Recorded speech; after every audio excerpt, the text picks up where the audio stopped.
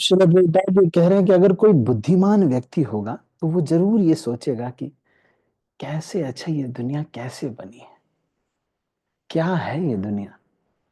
कुछ लोगों को ना ये सब सोचने का टाइम ही नहीं।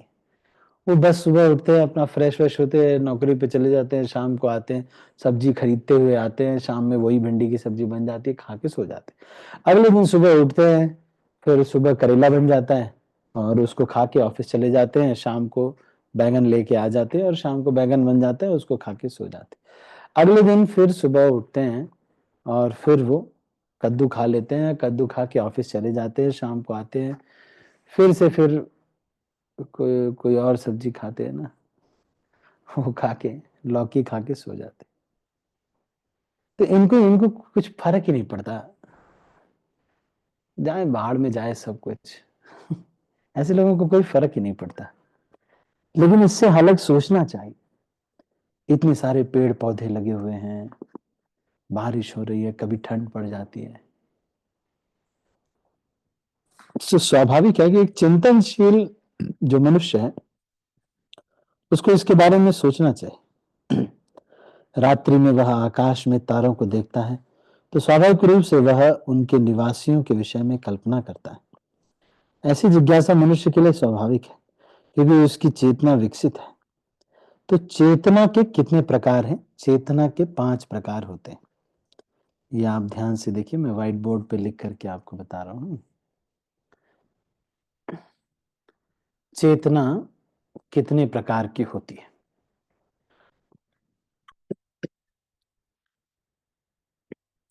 तो जो सब लोग कहते हैं ना कि मांस, हम लोग भी तो, पेड़ पौधे भी तो जीवित हैं। तो चेतना के कितने प्रकार होते हैं?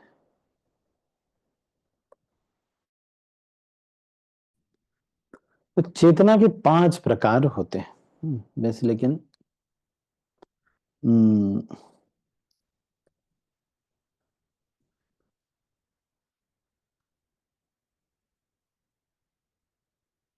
आच्छादित, मुकुलित। तो ये जैव धर्म से हम पढ़ रहे हैं। जैव धर्म में इसके बारे में उल्लेख होता है। तो क्या कह रहे हैं कि हरिनाम चिंतामणि में भी इसके बारे में बताया गया है। तो ये दोनों को हम चर्चा कर रहे हैं। हम्म।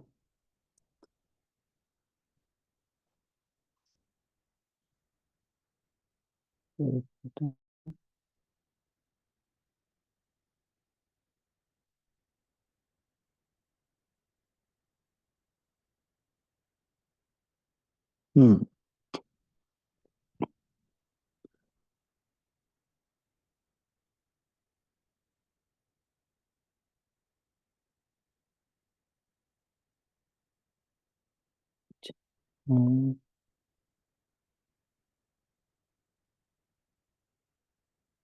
तो इसके बारे में क्या बता रहे हैं? हरिनाम हरि कथा बद्ध जीवों के 5 प्रकार बताए गए।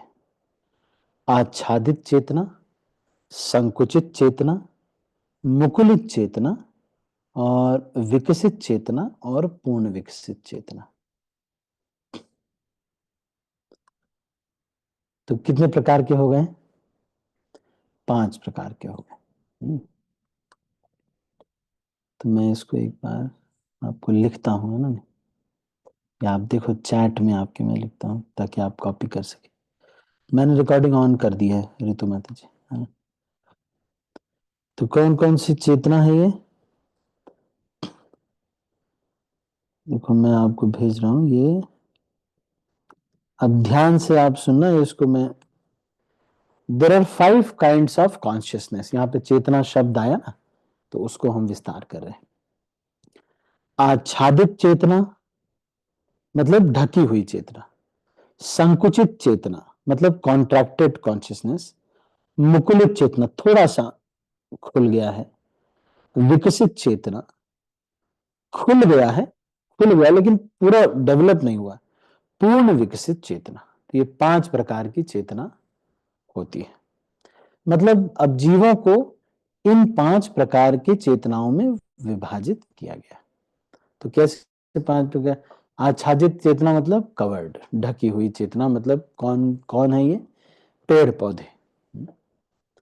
तो इसमें कौन आ गया? पेड़ पौधे और जो ये, फिर संकुचित चेतना में वो जैसे पानी के जीव, सांप, बिच्छी, ये सब आ जाते हैं। फिर मुकुलित चेतना, वो जीव जो कि अपने बच्चों से लगाव रखते हैं, रिश्ता रखते हैं, थोड़ा जैसे कुत्ते हो गए या फिर जो है ना। नहीं, अच्छा अच्छा, नहीं नहीं, ये नहीं मुकुलित चेतना। ये जो संकुचित चेतना है इसमें सब जीव आ गए। मुकुलित चेतना में आ गए मनुष्य। मतलब खुल गया है, थोड़ा खुल गया है। फिर विकसित चेतना का मतलब है देवी देवता, है ना। और पूर्ण विकसित चेतना का मतलब है भगवान कृष्ण का अनन्य भक्त। तो जो शुद्ध भक्त है वो पूर्ण विकसित चेतना है। तो 84 लाख योनियों में ही इसको विभाजित किया है। तो यहाँ भगवान ये कहते हैं कि जो सबसे शुद्ध भक्त होता है, सबसे शुद्ध भक्त कौन होता है? कोई बता सकता है आप में से सबसे शुद्ध भक्त कौन है? अच्छा, शुद्ध भक्त कौन है सामान्य भाषा में? शुद्ध भक्त जो आप हमेशा हैंड भगवान रेस, का भजन करते रहता है। जो भगवान का चिंतन हमेशा करता रहता है। अच्छा ठीक है, और कोई शुद्ध भक्त कौन है? हरे कृष्ण प्रभु जी। हाँ प्रभुपाद जी, हरे कृष्ण दंडवत। हाँ, प्रीति का मत, हाँ जिसका कोई हाँ, मित्र या शत्रु नहीं है, मतलब जो सबके लिए संभाव रखता है। जैसे कोई शत्रु या मित्र नहीं है, जो सबके लिए संभाव रखता है। ठीक है, शुद्ध भक्त, शुद्ध भक्त कौन है? आपको पता चलना, कैसे पता चलेगा शुद्ध भक्त कौन है? हमेशा कृष्ण भावनामृत में रहता है, हर समय। हर समय कृष्ण भावनामृत में रहता है। और ऋतु माता जी?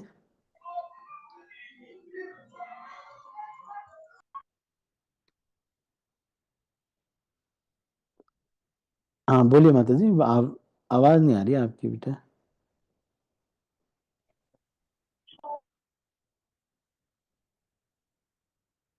हाँ बोलिए ऋतु माता जी, आपने अनम्यूट तो किया, बोला नहीं, बोल नहीं रहे।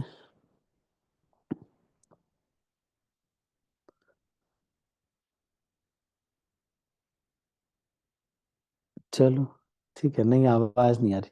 और कोई बताना चाहेगा? तो भगवान बताते हैं कि शुद्ध भक्त को आसानी से जाना जा सकता है। ये में भक्त जना पार्थ, न में भक्त भक्ताश्चते जना। जो लोग कहते हैं कि वो मेरे भक्त हैं, वो लोग मेरे भक्त नहीं है। मद भक्ता नाम च ये भक्ता, तेमे भक्त तमो मता। आदि पुराण में कहा गया है कि my devotees are not actually my devotees, those who are devotees of my devotees are factually my devotees. जो किसी भक्त का भक्त है वही वास्तव में सबसे शुद्ध भक्त है। ऐसा भगवान कहते हैं। तो यहाँ पे कह रहे हैं कि, तो इसको पढ़ते हैं ना। चेतना के बारे में मैंने बताया, सबसे पहला कौन सा है? आच्छादित चेतना, संकुचित चेतना, मुकुलित चेतना, विकसित चेतना, पूर्ण विकसित चेतना। तो पूर्ण विकसित मतलब शुद्ध भक्त, और विकसित चेतना का मतलब मनुष्य योनि वाले जो भी हैं वो सभी इसमें आते हैं, देवी देवता। और मुकुलित चेतना में थोड़ा जीवित, जो एक्सप्रेस कर पा रहे हैं, चीख पा रहे हैं, चिल्ला पा रहे हैं। तो फिर संकुचित चेतना। तो जब हम कहते हैं कि भाई जीवो जीवस्य भोजनम, जीव ही जीव का भोजन है, तो उस समय जीव जीव का भोजन का मतलब यह है कि जीव जो है वो एक भोजन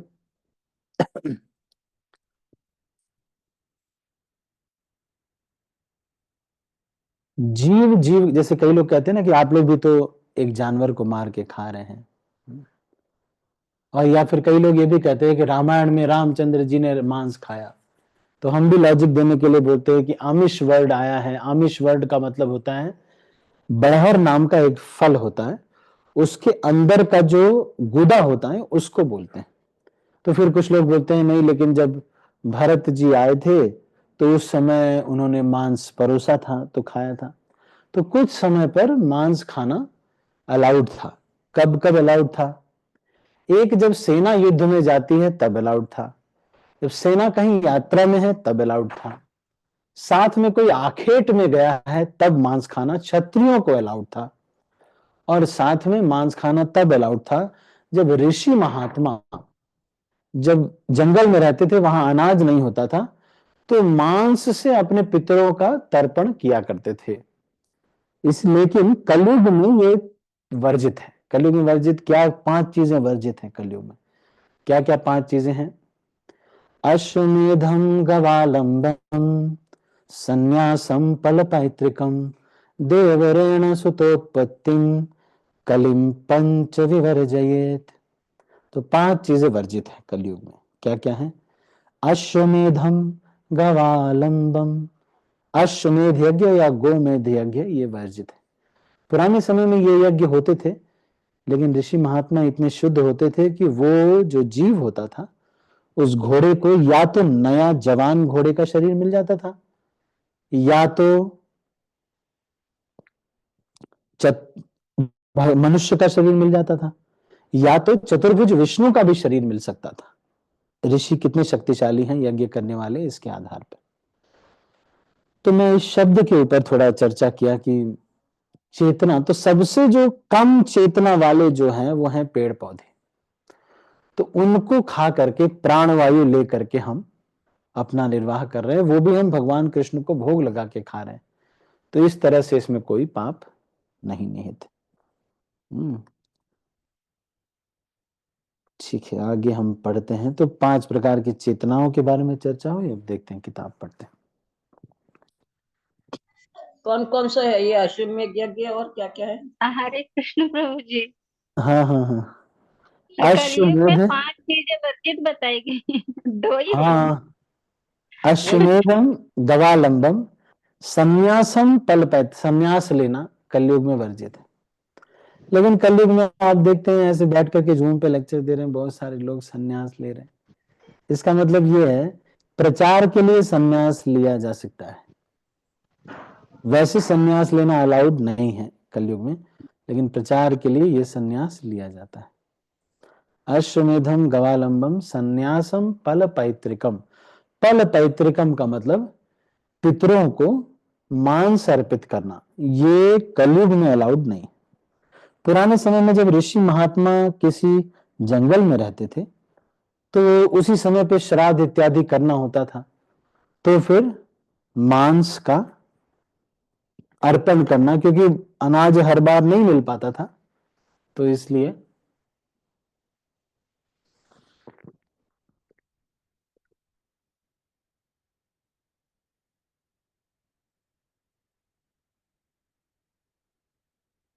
श्राद्धों का समय आ गया, पितर तर्पण करने का समय आ गया, और कुछ अनाज नहीं है, तो कोई भी जानवर को जैसे स्वतः मृत्यु हो जाए या किसी ने मार दिया हो, तो उसको लेकर के उसको अपने पितरों को अर्पित करके ऋषि महात्मा जो जंगल में तपस्या कर रहे होते थे वो ऐसा किया करते थे।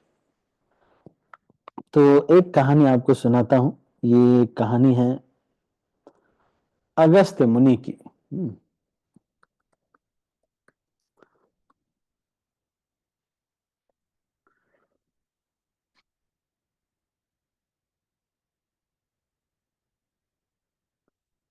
वातापी और इलवल नाम के 2 राक्षस थे। तो वो ब्राह्मणों को खा जाते थे। तो अगस्त्य मुनि ने इनको मना किया कि तुम खाओगे नहीं, इलवल और वातापी। तो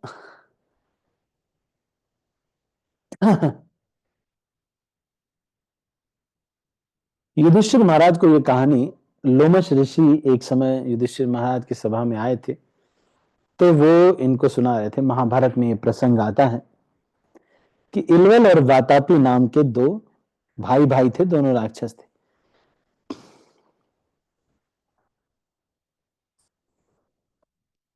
तो एक बार क्या होता है कि इलवल जो बड़ा होता है दोनों में, इलवल और वातापी में, वो एक ब्राह्मण के पास जाता है और उससे कहता है कि एक ऐसा पुत्र मुझे चाहिए जो कि इंद्र के बराबर शक्तिशाली हो। तो ब्राह्मण ने मना कर दिया। तो इलवल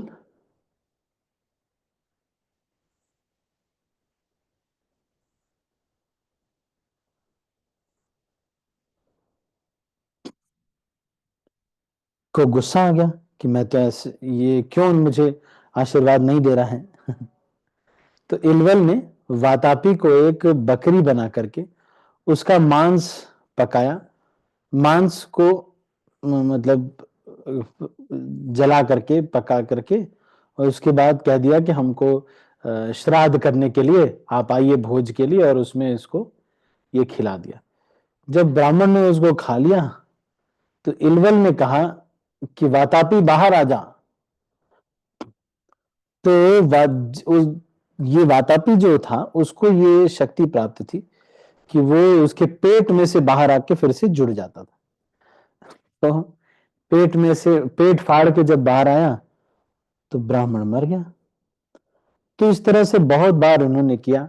एक बार ऐसा हुआ कि अगस्त मुनि वहां से जा रहे थे, इलवल उसी तरह से किया इलवल ने, लेकिन अगस्त मुनि ने उसको बचा लिया।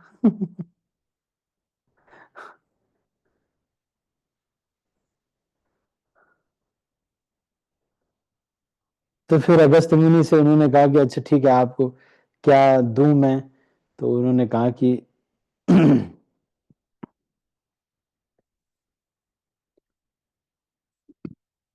10,000 गाय दो, ये सब दो। लेकिन वो इलवल फिर भी जो है नहीं माना। तो इलवल को अगस्त मुनि ने अपने दृष्टि से मार डाला था। इलवल का एक पुत्र था बलवल नाम का, जो कि वो भी नैमिषारण्य में बहुत परेशान किया करता था। जब पुराणों को सुन रहे थे ऋषि महात्मा, तो फिर बलराम जी जब आए थे तो उन्होंने उस बलवल को मार दिया था। तो ये थोड़ा मैंने ये पल पैतृकम के बारे में थोड़ा मैंने बताया। आगे हम पढ़ते हैं। तो 5 चीजें जो कलयुग में, एक और चीज है, वो क्या है? देवरेण सुतोत्पत्तिम। देवर जो होते हैं उससे पुत्र उत्पन्न करना। अगर पति पुत्र उत्पन्न नहीं कर पा रहा है तो देवर पुत्र उत्पन्न कर सकता था। ये वाला होता था एक समय, लेकिन अभी ये नहीं पॉसिबल है, ये नहीं होता है।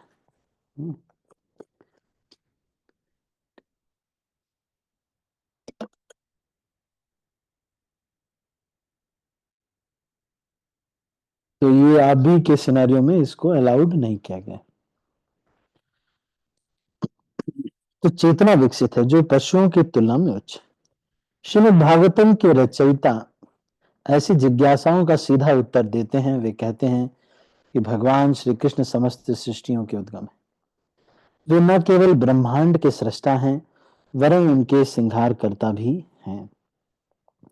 इस दृश्य जगत की उत्पत्ति श्री भगवान की इच्छा से किसी काल में होती है, कुछ काल तक इसका परिपालन होता है और तब उनकी ही इच्छा से इसका संहार किया जाता है। अतः ये समस्त जागतिक कार्यों के पीछे उनकी परम इच्छा रहती है। निसंदेह ऐसे अनेक नास्तिक हैं जो सृष्टा पर विश्वास नहीं करते, किंतु वे अल्प ज्ञान के कारण ऐसा करते हैं।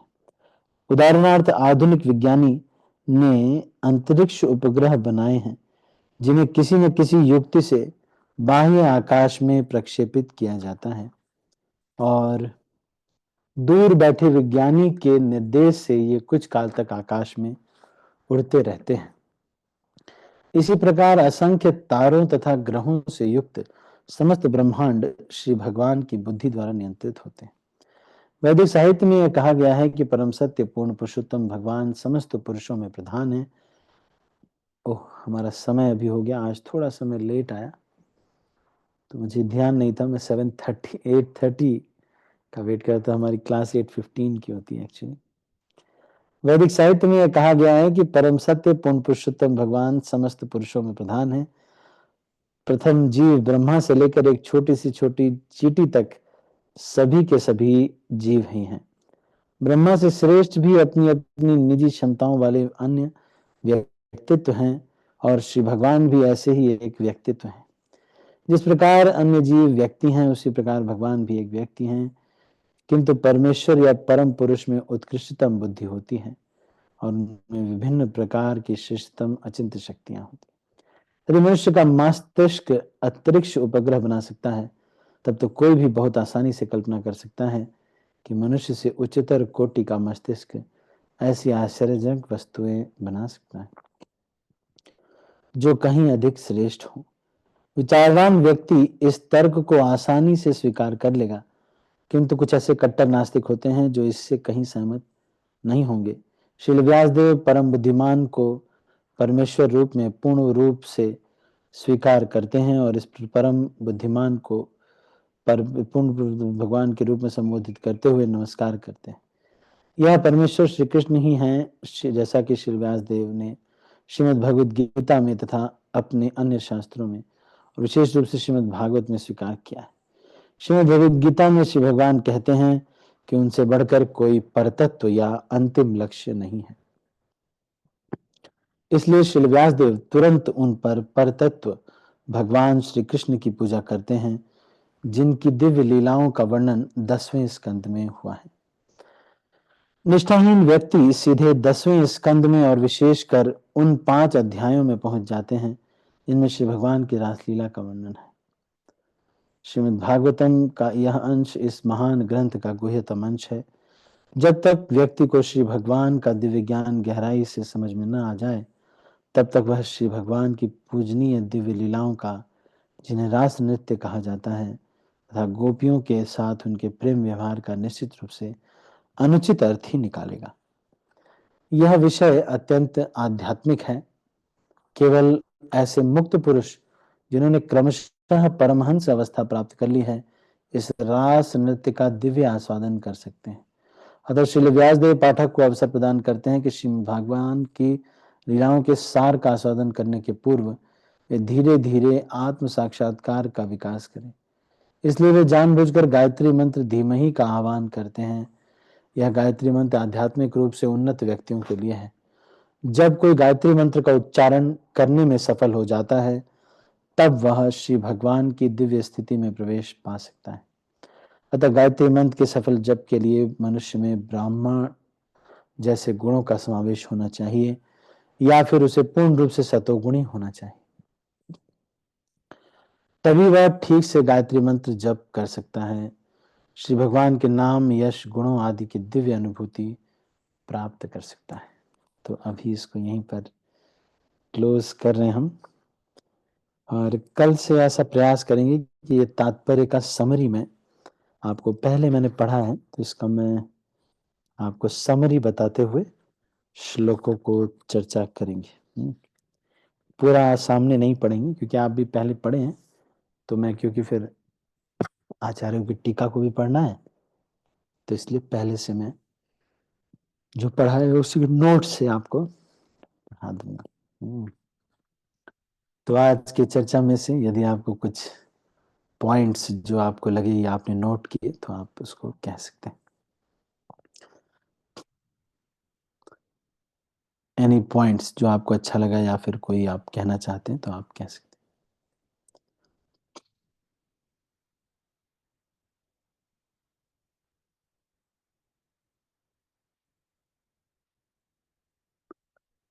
हैंड रेज करके आप कह सकते हैं। कोई पॉइंट जो आपको पसंद आया या आपने आज जो सीखा? चलो मैं एक एक करके पूछूं क्या? एक एक करके पूछूं? अच्छा, बोलिए बोलिए।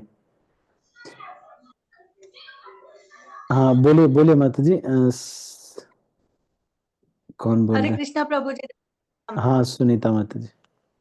प्रभु जी, जो आपने चेतना बताई ना 5 प्रकार की होती है, उसमें वो 5वीं चेतना कौन सी है जो भगवान कृष्ण का भक्त, मतलब उसमें क्या है वो समझ में नहीं आया थोड़ा। ये कि वो जो भगवान का कृष्ण का भक्त है वो पूर्ण विकसित चेतना है उसकी। वो समझ गया है कि भाई ये सही है, तो वही पूर्ण विकसित चेतना है उसकी। सबसे ज्यादा अच्छा अच्छा विकसित चेतना उसकी है। अच्छा अच्छा, ठीक है प्रभु जी, थैंक यू प्रभु जी। ठीक है, और कोई कुछ कहना चाहते हैं या फिर पूछना चाहते हैं, या आपको कोई पॉइंट जो आपको लगा हो कि ये सीखा दो आज? दो जो कलयुग में जो मान्य है वो 3 तो बताए आपने, 2 नहीं बताए। सन्यास बताए, सन्यास नहीं लेना चाहिए, अश्वमेध यज्ञ नहीं करना चाहिए। गोमेध यज्ञ, गाय को भी काट करके उसको विष्णु का रूप दे देते थे पहले, तो वो नहीं अलाउड है। अश्वमेधम, गवालंबम, सन्यासम, पल पैतृकम। अश्वमेध, गोमेध, सन्यास और पितरों को मांस अर्पित करना। सन्यासम पलपत्रिकम देवरेण सुतोत्पत्तिम कलो पंच विवर्जयेत। 5 चीजें वर्जित हैं कलयुग में। पितरों को मांस अर्पित करना, गोवेद मतलब गाय का वध नहीं करना चाहिए। हाँ, गाय का वध नहीं, गोमेध यज्ञ होता था पहले। गाय को यज्ञ में अर्पित करते थे और उसे चतुर्भुज विष्णु रूप मिल जाता था। वो अच्छा। वाला यज्ञ करने लायक अब ब्राह्मण नहीं रह गए ना, इसलिए अब वो यज्ञ नहीं हाँ होता। हाँ हाँ। और प्रीतिका माता जी, आपको कुछ पूछना है? हाँ? एक और नहीं समझ में आता प्रभु जी। जैसे अश्वमेध देवरेण यज्ञ सुतो, में सन्यास नहीं लेना चाहिए, पितरों को मांस अर्पित नहीं करना चाहिए, गोमत गोवध मतलब और देवर से सुत उत्पत्ति, देवरेण सुतोत्पत्ति, देवर से बच्चे पैदा करना। पहले अच्छा। ऐसा होता था कि अगर किसी कोई पति उत्पन्न नहीं कर पाता था तो अपने देवर से संतान उत्पत्ति कर सकते थे। ये कलयुग में अलाउड नहीं है। हाँ, वही समझ में नहीं आया। ठीक है ऋतु, कविता माता जी। हरे कृष्ण प्रभु जी, दंडवत प्रणाम प्रभु जी। हाँ धन्यवाद प्रणाम। एक तो कलयुग में 5 चीजें वर्जित है, तो मैं पहली बार सुनी थी। पहले तो हमें पता था कि अश्वमेध यज्ञ, गोमेध यज्ञ का जो वर्जित है वो मैं जानती थी, लेकिन और जो आपने और पितरों के बारे में बताया और देवर जी के बारे में जो बताया वो मैं पहली बार सुनी हूँ। और ये भी कि पितरों को पहले मांस दिया जाता था, ये मेरे लिए नई बात थी। और ये अगस्त्य ऋषि की कहानी मेरी समझ में नहीं आई कि हमारे ये टॉपिक में वो कहानी कहाँ से आई। और ये कहानी फल तो रामायण पैतृकम, से है, रामचरितमानस में मैंने पढ़ा था, उसमें है ये तो। फल पैतृकम। पितरों को हम्म, ऋषि महात्मा जो जंगल में तपस्या के लिए गए हैं, तो अब वो खुद ही नहीं अनाज का व्यवस्था कर रहे हैं, लेकिन हाँ। पितरों को अर्पित करने का समय आ गया तो क्या करें? श्राद्ध का समय आ गया, क्या करें? तो अच्छा फिर अच्छा वो इस अच्छा तरह अच्छा, से वो जो 2 राक्षस जंगल में भाई जो भी हुआ मांस करते मिल थे। जाता था उसी को पका करके उसको अर्पित कर देते। जी thank you thank you. Pritika माता जी, यस माता जी। हरे कृष्ण प्रभु जी।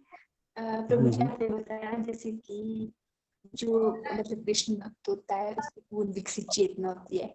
तो मतलब जैसे मतलब मान लो कि इस जन्म में मतलब उसकी वो कृष्ण भक्त है, पर परंतु जैसे उसका जो नेक्स्ट बर्थ हुआ तो वो जो है कुछ मतलब कुछ और जीव बन गया, तो फिर उसकी चेतना का स्तर जो है वो नीचे गिर जाएगा दोबारा से।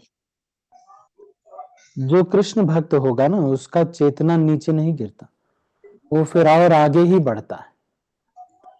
कृष्ण भक्ति में जो आ जाता है, नेहा विक्रम नाशो अस्ति प्रत्यवायो न विद्यते स्वल्पमप्यस्य धर्मस्य त्रायते महतो भयात्, है ना? लक्ष्मी माता जी आप म्यूट कर लिया करिए माता जी, जैसे बोल लेना तो उसके बाद म्यूट कर लीजिए। है ना प्रीतिका माता जी? आप समझ में आ रहा है आपको? प्रभु जी चाहे वो किसी भी मतलब उसमें जाए तो भी नहीं गिरेंगे उसके चेतना। उसका चेतना नहीं नीचे आता। किसी नीचे की योनि में तो पहले वो जाएगा ही नहीं।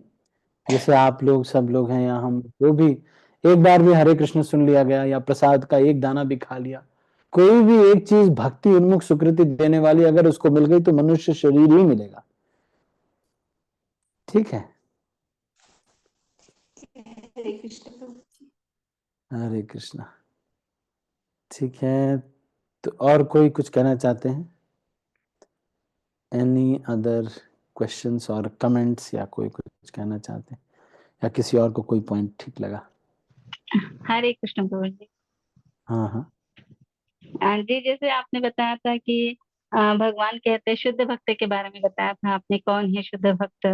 तो भगवान जी कहते हैं कि जो मेरा भक्त है वो मेरा भक्त नहीं है, लेकिन जो मेरे भक्त का भक्त है वो मेरा भक्त है। ये बात मुझे बहुत अच्छी लगी और मैं थोड़ा सा लीव होने की परमिशन चाहती हूँ। लड़की को फोन चाहिए प्रभु जी।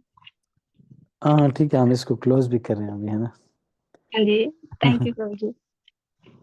ठीक है ठीक है। और किसी का कोई पॉइंट या फिर कोई कुछ कहना चाहते हैं?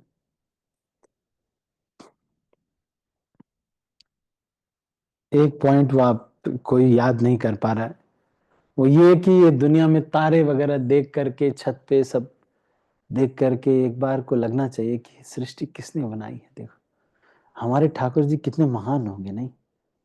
तारे है ना, चंद्रमा ऊपर लटका हुआ सफेद रंग का है, उसमें कैसा स्लेटी स्लेटी सा कुछ बना रहता है। कैसा बनाया है ना दुनिया। कैसे देखो, हम धरती पे बोलते हैं धरती गोल है, हम यहाँ पे सीधे खड़े हैं। हमारी जितनी भी बिल्डिंग बनती है सब सीधे बनती है और बोल रहे धरती गोल है। कितना आश्चर्य है, नहीं? देखो दुनिया कितनी आश्चर्य। इतने सारे पेड़ पौधे, एक बीज उगाते हैं, बीज बढ़ के कितना बड़ा पेड़ बन जाता है। इट्स सो अमेजिंग, है ना? तो एक व्यक्ति को ये सब देख करके भगवान पे विश्वास होना चाहिए। ठीक है ठीक है, तो अभी हम इसको, और कोई कुछ कहना चाहता है? ठीक है, तो हम अभी इसको यहीं पर समाप्त करते हैं। आप सभी का बहुत बहुत धन्यवाद। हरे कृष्णा। श्रील प्रभुपाद की जय, गौर भक्त वृंद की जय। मैं सब भक्तों को अनम्यूट कर रहा हूँ, फिर इस मीटिंग को क्लोज कर रहा हूँ।